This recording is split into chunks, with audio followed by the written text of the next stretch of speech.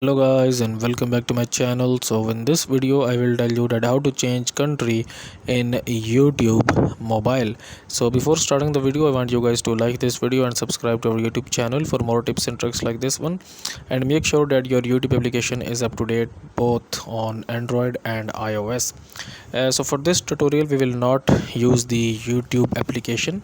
So what you're gonna have to do, you have to open up the YouTube Studio in your mobile phone browser. So what you're gonna have to do, just go to the youtube.com and sign in with your YouTube account, and then open up the YouTube Studio in your browser here. Okay, so here you can see that if I open up my Chrome here, so here you can see that I am in one of my YouTube channels, YouTube Studio here. And once you have opened up the YouTube Studio of your YouTube channel in a browser, then you will scroll down here and you will tap on settings here, and then settings page will be open. And then what you're gonna have to do, basically you will tap on channel here, and here it says country of residence. So here it's set to India.